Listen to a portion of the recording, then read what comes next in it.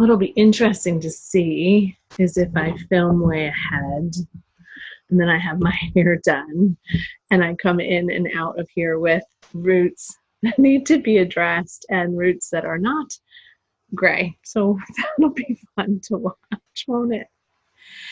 Hi readers, welcome back to my channel, Books, Ink, and Paper. And today I have a Throwback Thursday with a bit of a twist. Today it's not just one author, but actually a series of mysteries that I loved as a young person, as a young child.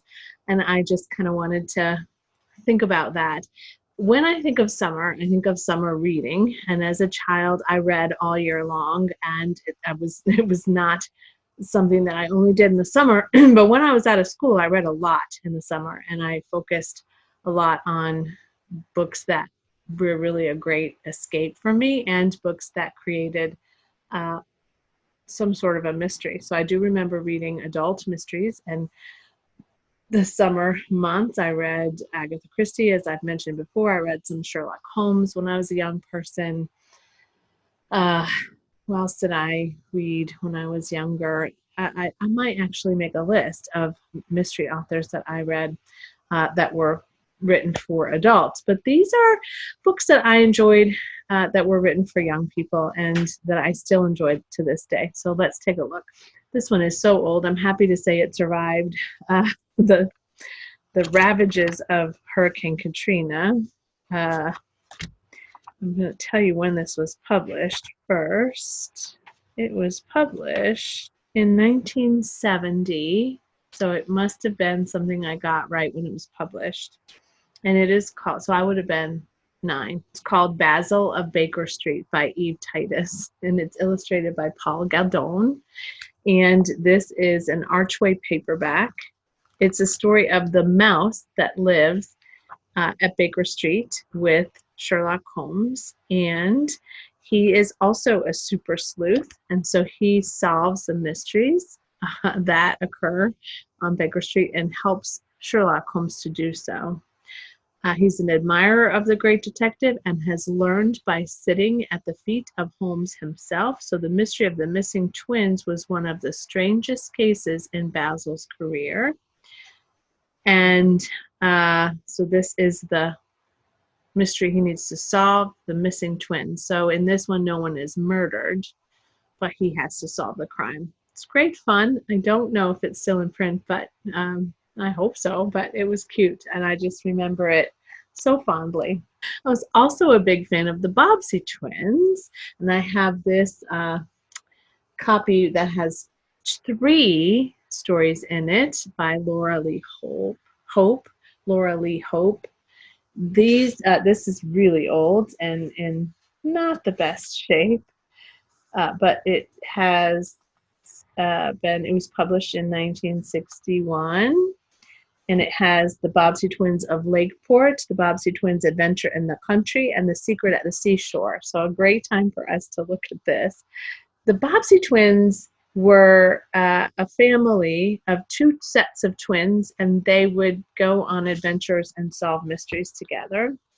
What's also interesting about this book is when I was an adult, I was living in Jacksonville, Florida. My niece came to visit, and I was a young person, and we didn't always have, we were sometimes living paycheck to paycheck then, and we really wanted to go to the movies and didn't have a lot of expendable cash to do that till payday. And she took this book off my shelf and started reading it, and I had hidden at some point in my teens maybe money in it, like in multiple pages. I had put money, $5, $10, $1 bills.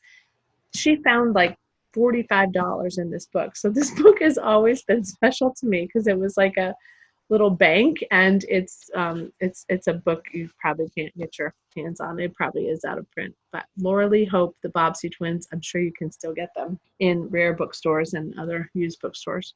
Okay, one of my favorites of all time as a young person, The Phantom Tollbooth by Norton Juster. This is illustrated by Jules Pfeiffer, and it is with an appreciation by Maurice Sendak. The Phantom Tollbooth remains a novel that I cannot ever forget. It is the story of Milo, who goes through a toll booth that mysteriously appears in his room. So it has the vibes of The Lion, the Witch, and the Wardrobe and other books in that regard, in that vein. But he goes ahead because he's not doing anything else, kind of bored, and he ends up on the Island of Conclusions. You get there by jumping. And then he learns about time from a watchdog named Talk. He learns about a quest to rhyme and reason. And he discovers that while he was bored before he went through the Phantom Tollbooth, he's no longer bored when he goes on this adventure. It's such a great book. It was published by Yearling Press, which was a great publisher of young adult books or middle grade books at that time. I would say this is a middle grade. This was published in 1961 as well, and the renewal of it was 1989. So it might still be in print. I think it is. I think I've seen it on the shelves of several bookstores. Loved it. And then finally, I think we've talked about this before, but maybe not, Nancy Drew. I have a pretty extensive collection of Nancy Drew mystery novels, and this is one that I got at an antique store not too long ago, The Ghost of Blackwood Hall, which I think is the second in the series. The Hidden Staircase, I'm pretty sure, is book 1. I was a huge Nancy Drew fan. I still am. And what I loved about Nancy was that she was so much like me.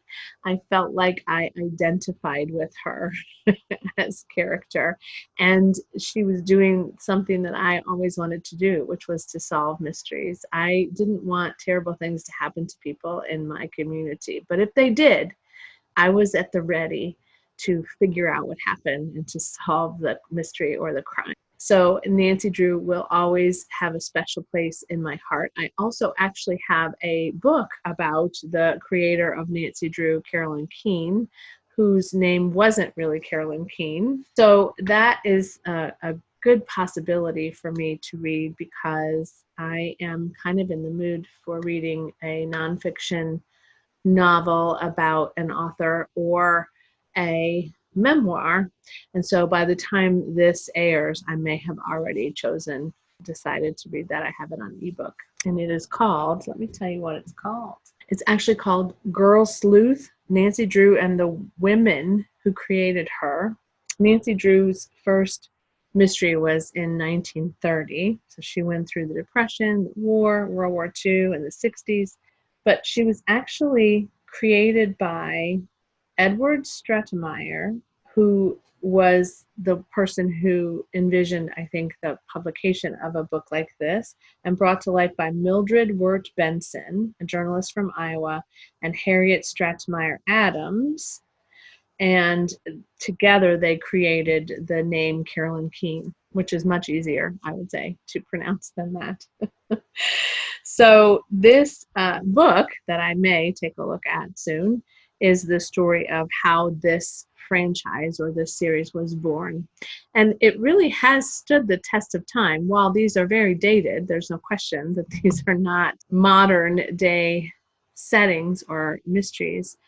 They are still beloved by so many people and even by some new readers who discover them. Between all of us, I think we have enough of those to carry on the tradition of collecting and maybe passing those on down to my grandchildren. There was also the Hardy Boys series, which came out around the same time, I think. Hardy Boys were Frank and Joe. I did read some of those, although I didn't identify as well with those as I did with Nancy. They were still good. And they were also created by Edward Stratemeyer, and they were written by several ghostwriters, and the pseudonym author of those novels was Franklin W. Dixon. So you got a bit of a throwback today and a history lesson about these middle grade young adult pieces of fiction that were created by this publishing mogul, who still is well read today, I would say. I don't know how many readers Nancy Drew still has today, but I can tell you that when I published something on Facebook a while ago, because it was like the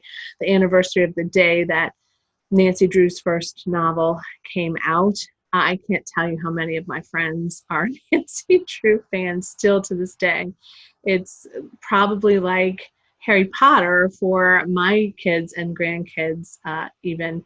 And there are more of them. There's tons of them. So they really have kind of become a collector's item and a tradition of passing down from generation to generation to generation. Thanks so much for sticking with me on this Throwback Thursday.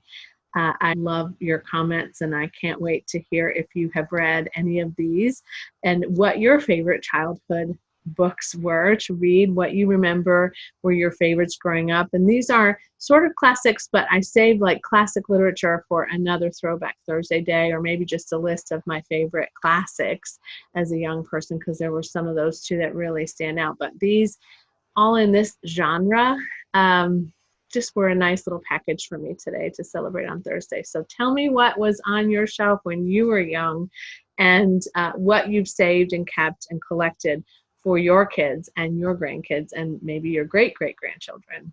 All right, guys, it is a wrap for today. Enjoy and happy reading. Bye.